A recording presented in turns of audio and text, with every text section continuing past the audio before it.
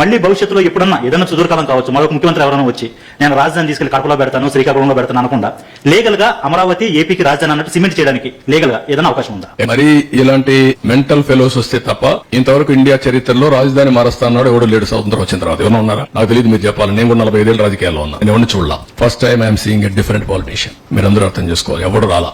అలాంటి తిక్క వాళ్ళ దగ్గర పిచ్చోళ్ళ దగ్గర కూడా రాష్ట్రాన్ని కాపాడడానికి ఏం చేయాలో ఆలోచించాలి. Not only for Andhra Pradesh, it is a case study for the country. నా ఇంటెన్షన్స్ ఆర్ గుడ్. ఓసారి నా ఇంటెన్షన్స్ ప్రజలు అర్థం చేసుకునేట్టుగా నేను చెప్పలేకపోవడం కూడా నా తప్పు కావచ్చు, లేకపోతే వాళ్ళు కూడా ఓసారి ఎమోషనల్ గా డిస్టర్బ్ కావచ్చు. అల్టిమేట్ గా రిజల్ట్ ఇస్ సేమ్. నేను సఫర్ అయ్యా, రాష్ట్రం సఫర్ అయింది, అందరం సఫర్ అయ్యా. హైదరాబాద్ కూడా మీరు ఒకసారి చూస్తే నేను ఆ రోజు 2004లో గానీ హైదరాబాద్ లో గానీ కంటిన్యూ అంటే ఇంకొక లెవెల్కి వెళ్ళిపోయింది. మళ్ళా 10 ఏళ్లు పట్టింది. ఈ రాష్ట్రం కూడా 5 ఏళ్లు గానీ కంటిన్యూ అంటే కంటిన్యూటీ ఆల్వేస్ క్విక్ రిటర్న్స్ వస్తాయి, ఫాస్ట్ గ్రోత్ వస్తుంది, బెటర్ ఎకానమీ ఎస్టాబ్లిష్ అవుతుంది. నేను ఎప్పుడు కూడా పాజిటివ్ గా ఆలోచిస్తా. ఏది జరిగినా మళ్ళీ దాన్ని అక్కడి నుంచి స్టార్ట్ చేసి ముందు తీసుకుపోవడం తప్ప వెనక్కి పోయే సమస్య ఉండదు.